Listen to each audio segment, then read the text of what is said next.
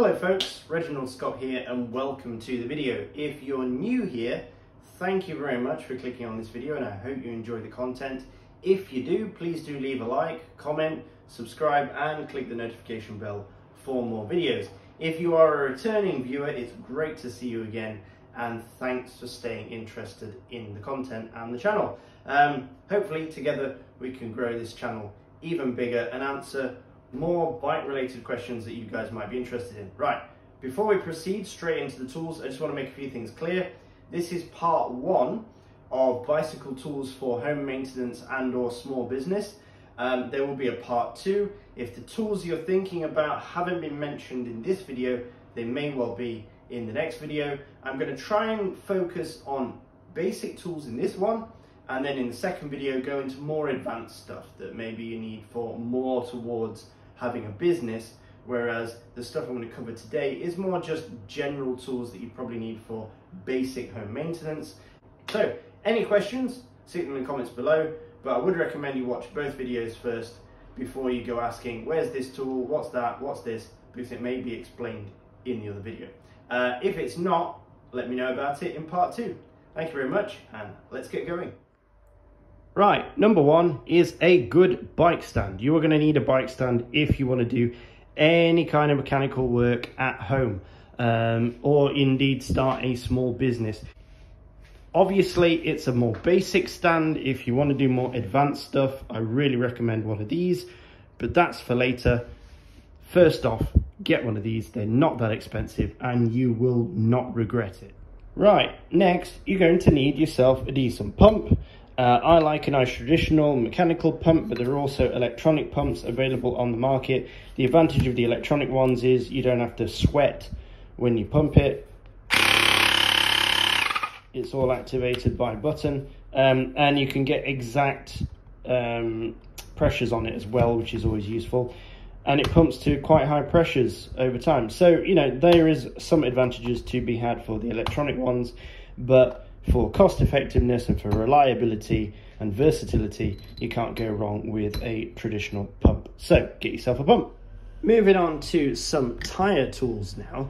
I did advise previously to get a shop pump or a floor pump for your shop, but it's also useful to have a hand pump in your shop. I find when I'm just adding a little bit of air to an inner tube before I insert it into a tyre, it's easier to reach for a little hand pump like this and just quickly do a couple of pumps rather than, you know, going for the floor pump, which might be on the other side of the room or is just less less simple and less easy to operate. And a set of tyre levers, of course. Again, it's something you should have with you when you go out riding, and these are actually useful for a few different jobs. Removing some caps from the inside of cup and cone bearing hubs. You can often find that using a plastic tool is going to cause less damage to pry them open than using a screwdriver or something like that. So there are other jobs that you can use these for on your bike for prying things open other than tyres. And then this thing, I picked this up fairly recently. Again, it's a very bike specific tool. I don't want to categorize it as an advanced tool because although it looks advanced, I think everyone would benefit from having one of these. It's a tyre installation tool. It basically hooks over your rim on this little nub here, and then the tyre hooks onto here, and you just squeeze and pull back like this, and it tips the tyre into the rim, and it works really, really well. And because it's all plastic and it's soft, it doesn't do any damage to your rims, especially if you're using like carbon rims and things. So I found this has really helped, and it saves my hands, because if I'm doing this kind of thing all day long, every day, my thumbs do get pretty wrecked. I've built some serious calluses up on my thumbs from installing tight tyres. And I got this, and now I'm like, oh, I don't need to be in pain anymore. It's a BBB tyre installation tool. Get one, it's useful.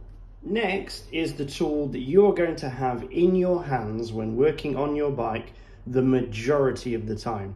These are hex keys or Allen keys, and these are Torx keys or Torx bits.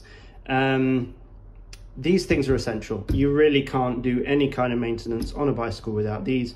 They come in different flavors. This one is basically a standard sort of key. These are really good actually. These are cheap, but they're very hard. Try and get one with a decent hardness to them, so they last a bit longer. If you are running a small business, you'll need to make sure you change these fairly regularly as well, so they don't round out bolts. But if you're just a home mechanic, if you get a decent pair of Allen keys that have got decent hardness to them, they should last forever. And then these ones have got little ball ends on them, just for getting in those tight spaces and corners. Things like bottle cages, these are really useful for, but they're a little bit longer than my other ones as well. So it's just helpful when I need the extra leverage or extra reach. And then for these, I know people get the specialist bike shop ones, you know, with the handles on them and everything, but I find that this multi-pack or this multi-tool is more than good enough for the Torque-X bits. So the Torque-X bits are little stars. But yeah, essential piece of kit. I've got another set as well of even smaller ones. These go down to absolutely tiny sizes. So, but you know, if you're just at home and you're only a home mechanic, you only need to pick the ones which are relevant to your bike, unless you intend to do your friends' bicycles as well. So there you go. Get yourself some Allen keys. I'd start off with a basic set, and then I would graduate to a basic set of Torque-X bits, and then I would buy the ones with the ball ends, and the tiny ones last, if you indeed need them at all. Right, moving on. Next up is the humble wrench, or the adjustable spanner, as the English call it. I believe the Americans call these crescent wrenches. I can kind of see why, but we call it an adjustable spanner. These things are really useful, especially the larger ones you end up using for bottom bracket tools, all sorts of nuts and bolts on bicycles, especially the older bicycles as well. Often require these things. That is an essential tool. This one's relatively cheap, this one's relatively expensive. They both do pretty much the same job. There you go. Next, let's look at sort of essential cutting and gripping tools. You will be doing a lot of snipping, cutting and pulling on things with your bike if you want to work on it at home. And there are a few tools which are pretty essential for that. So start off with a Stanley knife. This is actually a Stanley knife. A lot of people call this or refer this to this as a Stanley knife. It's actually called a crafting knife, but Stanley were one of the leading manufacturers of them, so hence everyone calls it Stanley knife in the UK.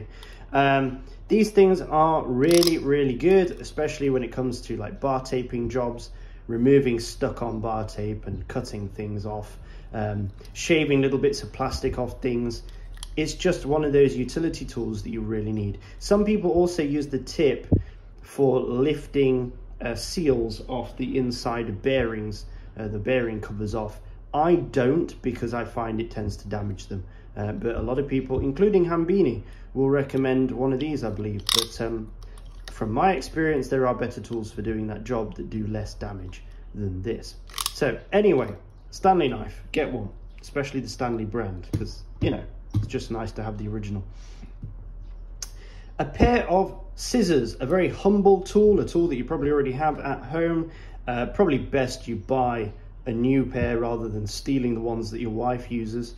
These ones are cheap. I have 3 pairs of scissors in my workshop, all for different jobs. I have clean scissors for doing bar tape work. I have these scissors for doing things like cutting up material. Yeah, just anything that needs chopping up. Oily rags, when I'm cutting rags for my shop, rags are an essential tool as well. So, handy pair of scissors, not expensive, but very important. Then I find myself reaching for these a lot of the time. So if I'm doing any kind of cabling work on my bike, a pair of needle nose pliers, especially spring assisted ones like these, because these ones are not spring assisted and that makes them harder to use. I bought these second and I regret it, because actually I hardly ever use this pair. What the pair I tend to use is this one. Very handy, small, inexpensive little pair of needle nose pliers. I use the cutter here for just squeezing the ends of the ferrules closed. I use the length of the thing to pull cables out of bikes, or to hold cables while I adjust and tighten them with my Allen keys.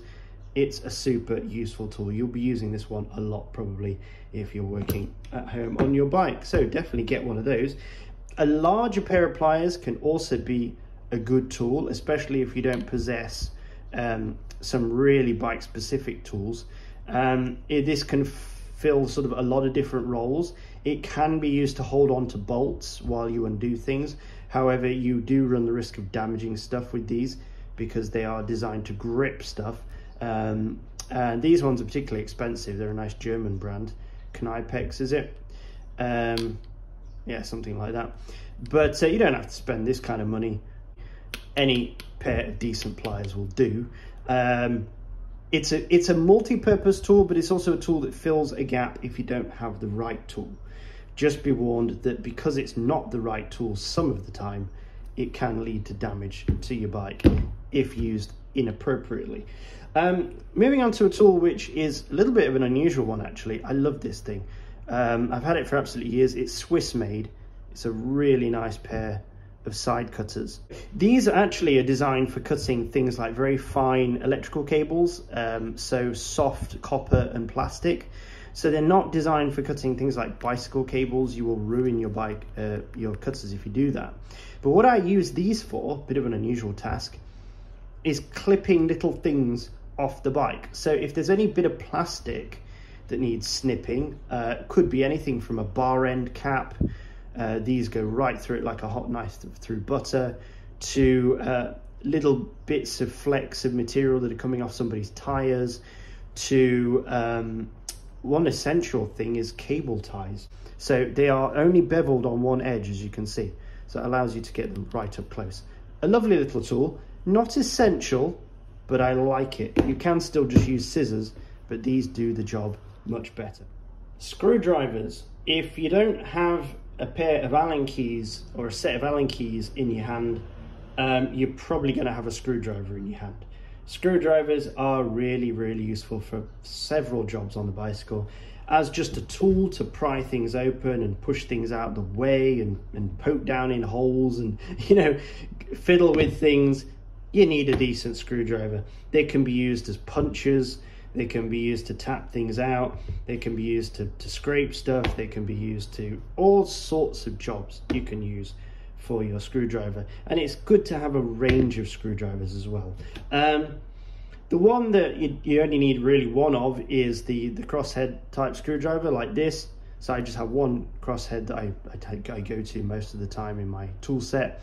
I bought this one recently and it's a cheap Chinese one, but it's really nice actually. It's got a lovely rubberized handle on it. It's not branded or anything. It is branded, but it's not. It's Great Wall, I think, Great Wall brand. Yeah, some off Chinese brand, but hey, it's actually pretty good.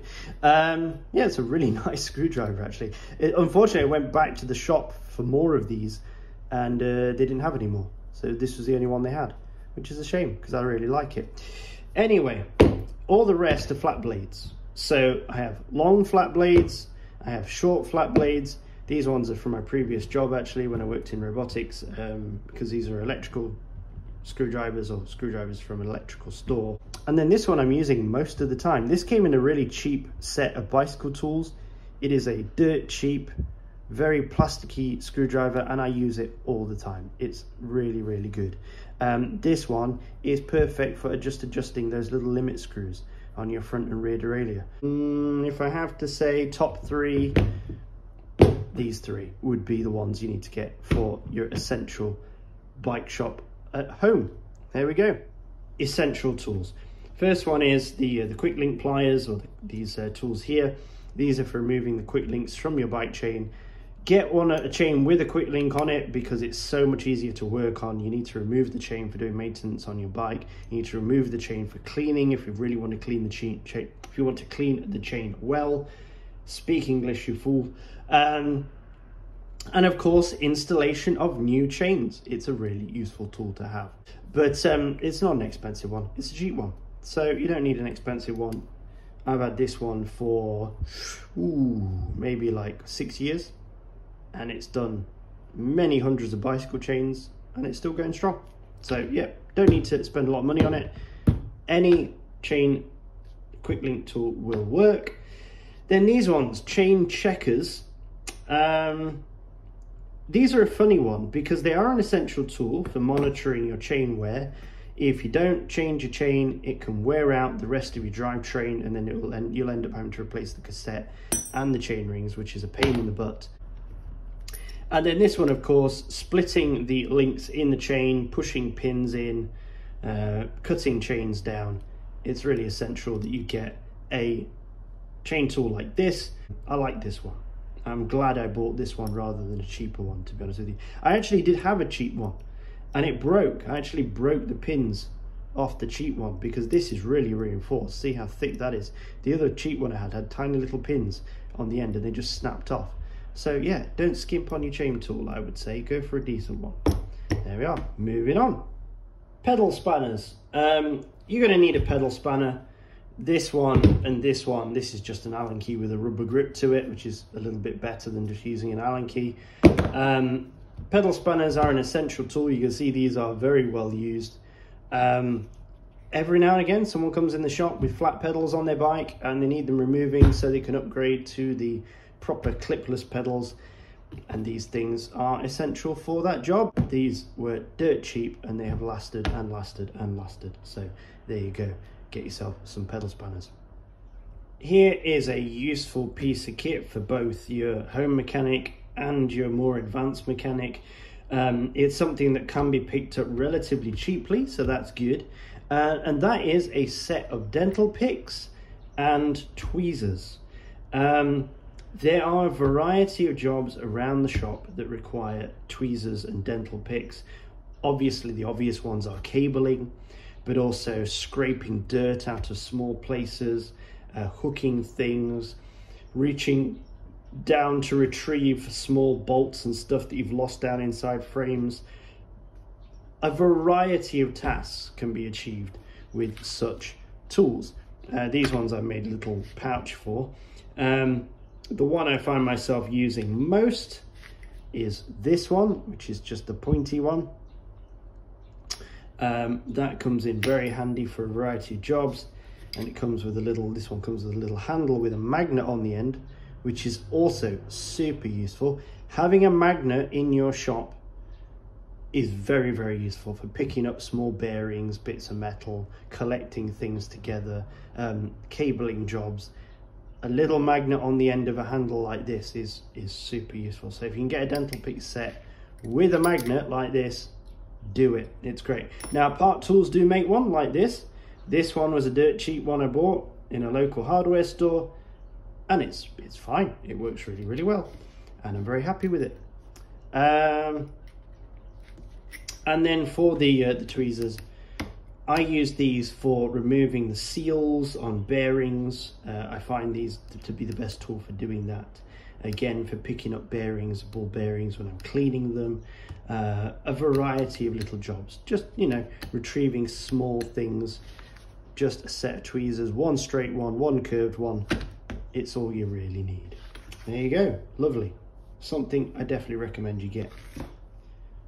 Talking more about magnets, this one is pretty cool. This has got a magnet on this end and a magnet on this end with a light, and it's also extendable with a bendy head.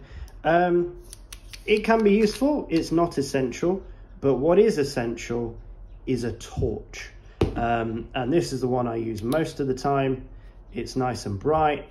I can focus the beam on it, which is good, and it's got different settings as well, low setting and higher setting, and it was cheap. It's just a little torch off Amazon, fairly sturdy. I've dropped it many times and it's still going strong.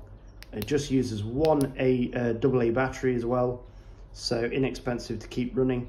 I actually use a rechargeable battery in here as well because I'm using it all the time, so I just have a couple of rechargeable batteries on the go.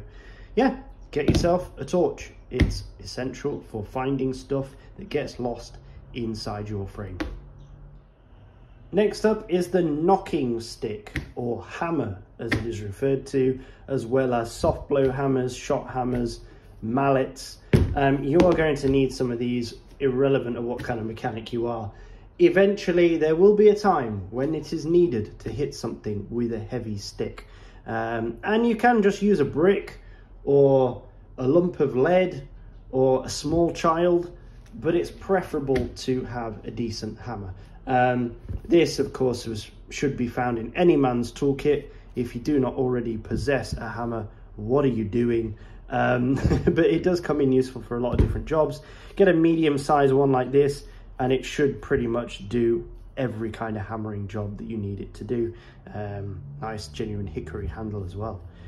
Decent hammer. Avoid the fiberglass handle hammers. They're not very nice. Get a wooden handle hammer. It helps with the shock absorption much better, and it just feels nicer in the hand as well, and it doesn't slip out the hand either. It's a good hickory handle is worth its weight in gold. Then this one, this is just a little simple mallet. This one I bought for like, I don't know, a couple of dollars in a cheap store in Brunei. I use this for all sorts of useful jobs, tapping down the steerer tube when the steerer tube gets stuck in the top of the frame. All those kind of jobs you need a soft mallet for, and a cheap one will work just fine. And then this tool, I love this one. It is a shot hammer. So what this is basically a tube, and inside the tube is a bunch of lead balls or pellets. Makes the hammer nice and heavy. They also call it a dead blow hammer because it doesn't bounce, it just stops, whereas this one bounces a little bit.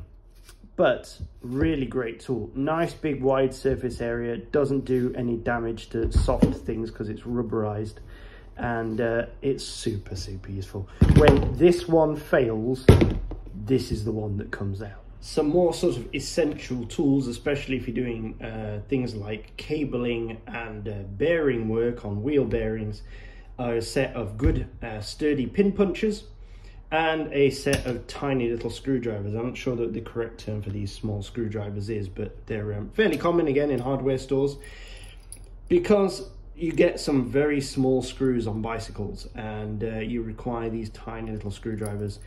You require something you can get decent torque on. You can even use these with a pair of pliers as well to get really good torque on them for getting those tiny screws out of stuff. A lot of the older Shimano group sets required cover removal for cabling, and you will need small screwdrivers like this for that cover removal. Pin punchers, basically for focusing your strikes onto a small area. Obviously, you have to know what you're doing when you use something like this, because you can do irreparable damage to various different bicycle parts by hitting them with things.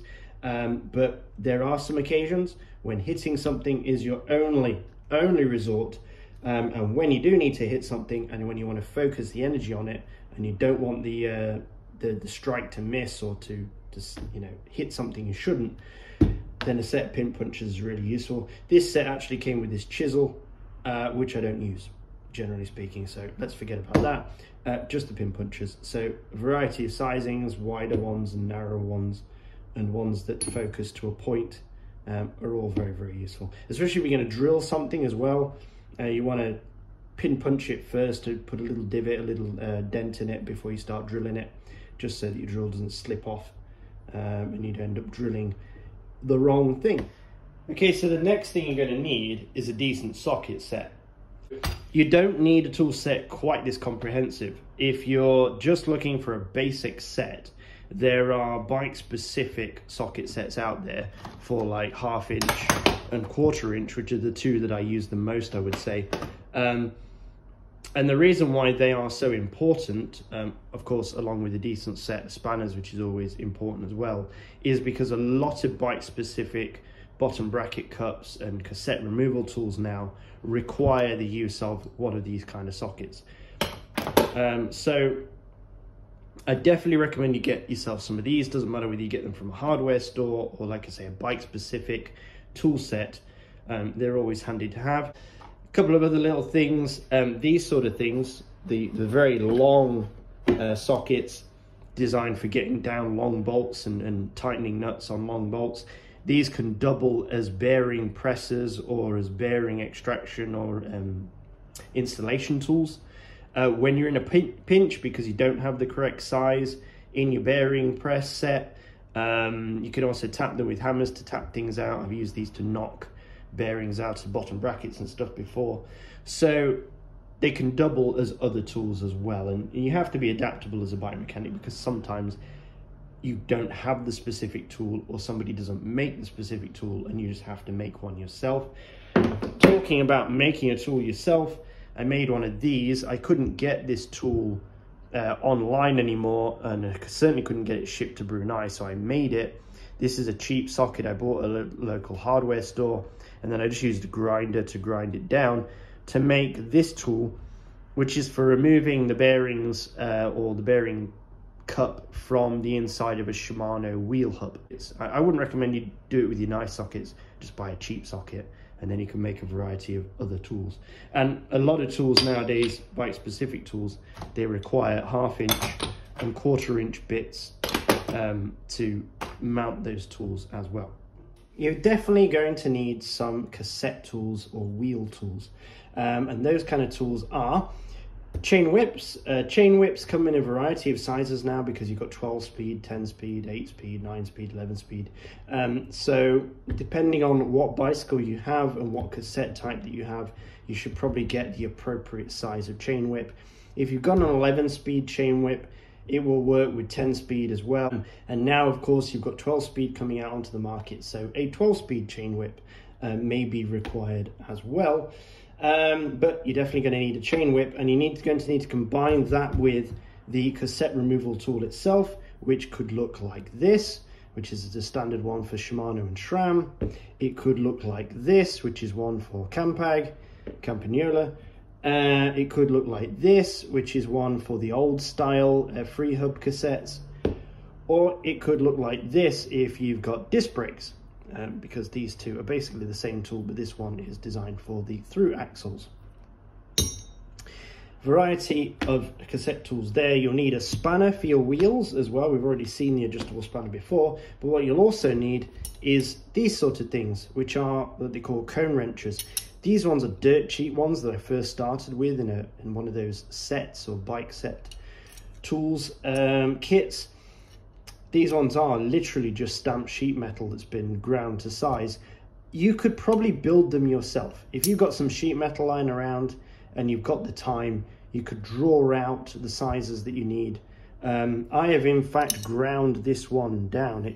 It says 16 there, but this is actually bigger than that, because I needed another 17 mil cone wrench. So I actually ground this one down to make the sizes that I need. If you want a nicer set, a professional set, I say professional, but this is X tools, so cheap tools again, I've got this one. So these are all cone wrenches as well. Yeah, you could probably, as I say, you could make these. If you just got some sheet metal and some electrical tape or some butyl bicycle tubes and some, some files and a grinder, you could just make yourself a set basically. But it is a lot easier to buy. I think this set here cost me like £20 maybe, 20, 30 quid. It wasn't that expensive. And it's lasted really good.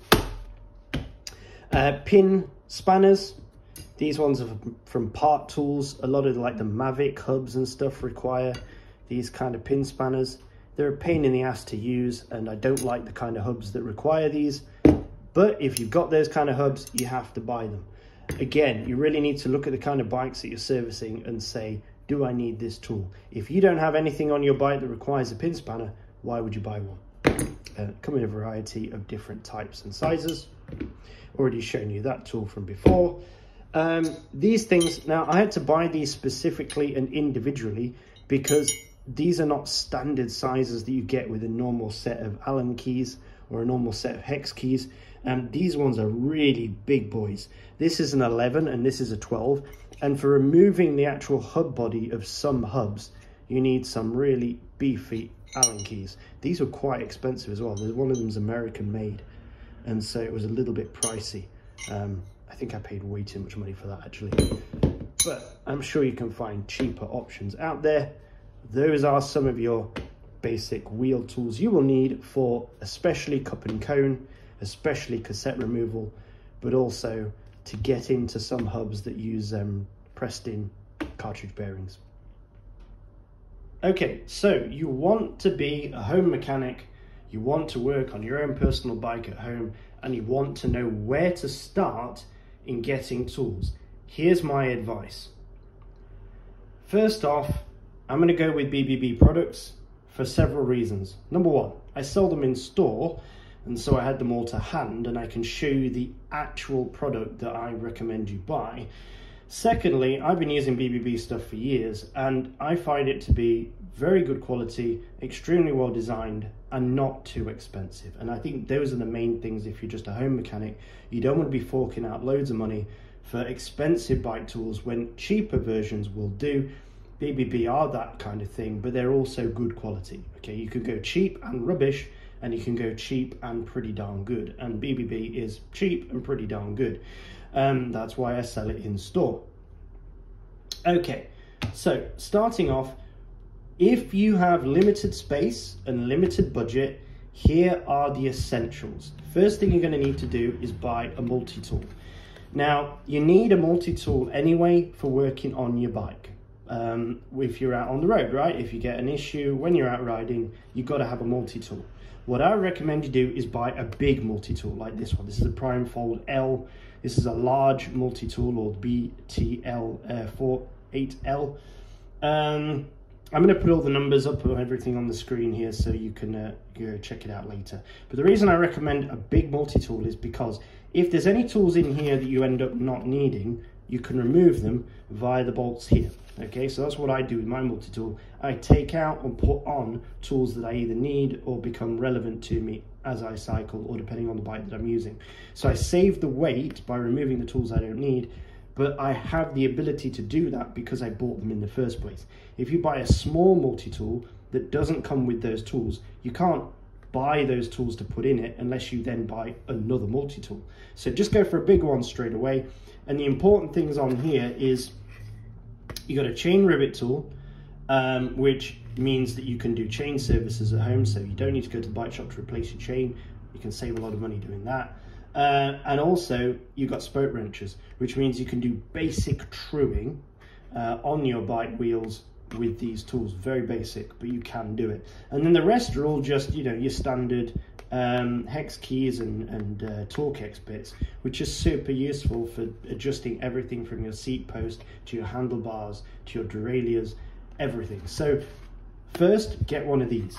Follow that up with a simple torque wrench. This one is a preset 5Nm torque wrench, but it's cheaper than buying a full torque wrench set, and this will get you by. This will do all the basic stuff like your headset, like your stem, your bars, your seat post. Okay, so you need one of these minimum for your home mechanic work. And then finally, you're going to need some more chain tools. Like, okay, so you've got the chain rivet press or the chain breaking tool, right? But it's still not much use unless you have something to open and close those chain tool quick links, sorry, for the chain. And you're also going to need to know whether it needs changing or not. These are relatively inexpensive tools, but very, very useful. You might change your chain several times a year if you're riding a lot. And so a little tool like this comes in very handy to indicate when you need to do that. And in the long term, it's going to save you money when you don't wear out the rest of your drivetrain components. So these four things here combined is like bare minimum. This will do, I don't know, like 70 to 80% of all the everyday regular jobs you're ever going to need to do to your bike. The rest is just cleaning and general lubrication, okay? So, as you get a bit more advanced, you can start upgrading stuff and moving on to something a bit more complicated, right? So, a really decent torque wrench, okay, something like this, that has very small adjustments on it and a full range of sockets on it. This is one of the best tools you'll ever buy. It will last a lifetime and you'll be using it a lot. And with this tool, you can now start to do things like bottom bracket servicing. and you can really fine tune stuff as well. So yes, this is good to start with, but if you think you're going to do more, forget this and go straight for the larger one. But there's obviously a price difference. This is 3 times the price of that one, but it's worth it to have this proper full-size tool if you're really going to get serious about your bike maintenance.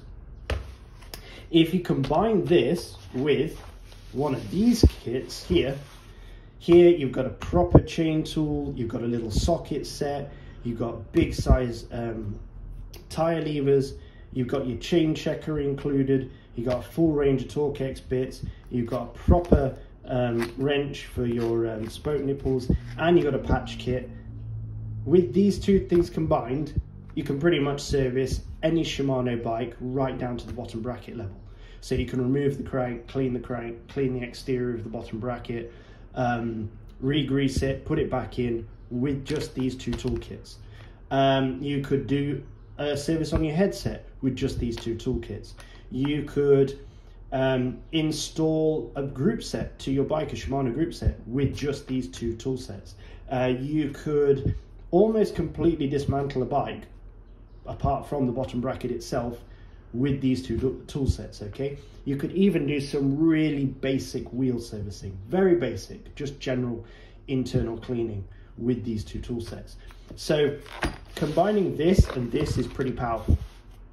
Okay, if you want to take it to the next level, all right, so now we're getting on to the stage where you've almost got everything that a small bike shop would have, specifically for your bike, especially if it is a Shimano bike. Then you're going to need one of these, which is your chain whip. Your chain whip is designed for helping you remove the cassette from your wheels.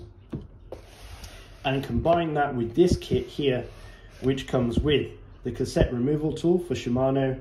It comes with a square taper bottom bracket tool. It comes with 2 large-sized hex key sockets, a really long arm to get loads of torque on things for opening up those bottom brackets, and the removal tool, the 16-tooth removal tool for your standard British standard threaded bottom bracket.